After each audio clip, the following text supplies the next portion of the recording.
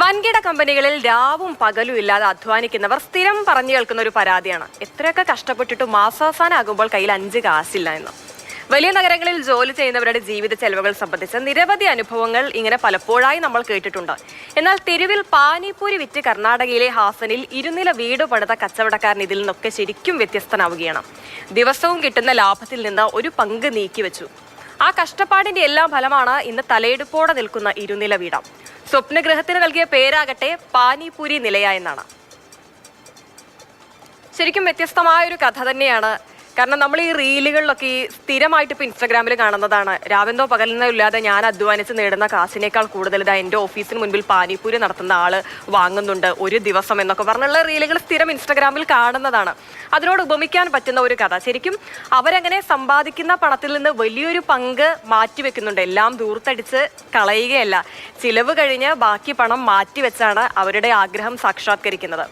നമ്മുടെയൊക്കെ ജീവിത സാഹചര്യങ്ങളും അതിനൊത്ത് വലുതാകണമെന്ന് നമ്മൾ ആഗ്രഹിക്കുന്നുണ്ടെങ്കിലും നമ്മൾ ചിലപ്പോൾ ആഗ്രഹങ്ങൾക്ക് വേണ്ടി അങ്ങനെ മാറ്റിവെക്കാനുള്ള തുകയൊന്നും അങ്ങനെ ഒരു നീക്കിയിരിപ്പൊന്നും ഉണ്ടാകില്ല. ഒറ്റയടിക്കങ്ങ് ചിലവാക്കി കഴിയുന്ന രീതിയായിരിക്കും. പക്ഷേ ഇങ്ങനെ നാളേക്ക് എന്ന് കരുതി വെച്ചാൽ ഇതുപോലെ നമ്മുടെ സ്വപ്നങ്ങളൊക്കെ സാക്ഷാത്കരിക്കാൻ കഴിയുമെന്നുള്ളതാണ് ശരിക്കും വലിയൊരു സന്ദേശം തന്നെ നൽകുന്നുണ്ട്.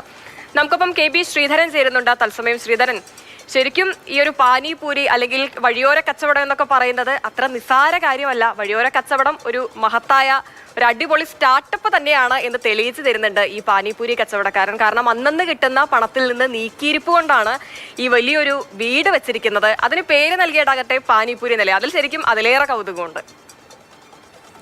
ഹിമ, വളരെ കൗതുകം തോന്നുന്നൊരു വാർത്തയാണല്ലേ. അതായത് നമ്മൾ ഈ റോഡരികിലൊക്കെ കച്ചവടം നടത്തുന്ന ആളുകളെ നമ്മളൊക്കെ വളരെ പാവപ്പെട്ടവർ നോക്കി പൊതുവിൽ പറയാറുണ്ട്.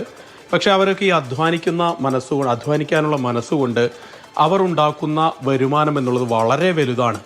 ഈ ചില ട്രോളുകളൊക്കെ നമ്മൾ കാണാറുണ്ട്. പ്രത്യേകിച്ച് ബാംഗ്ലൂരു നഗരത്തിലേക്ക് സംബന്ധിച്ച് വലിയ ട്രോളുകൾ നമ്മൾ കാണാറുണ്ട്.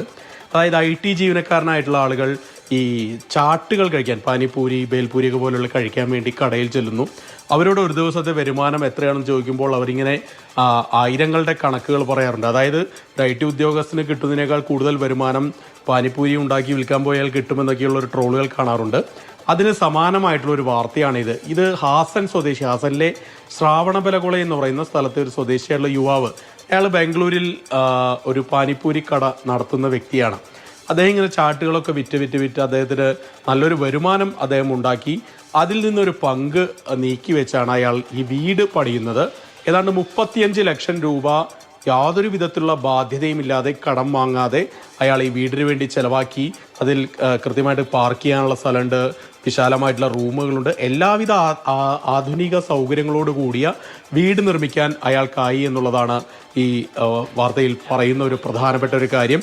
ഏതായാലും അതൊരു ഒരേ സമയം കൗതുകവും അതുപോലെ തന്നെ മറ്റൊരു മെസ്സേജ് കൂടി. അധ്വാനിക്കാനുള്ള മനസ്സുണ്ടെങ്കിൽ എന്തും നമുക്ക് വെട്ടിപ്പിടിക്കാനാകും എന്നുള്ള ഒരു സന്ദേശമൊക്കെ നൽകുന്ന ഒരു വാർത്തയാണ്.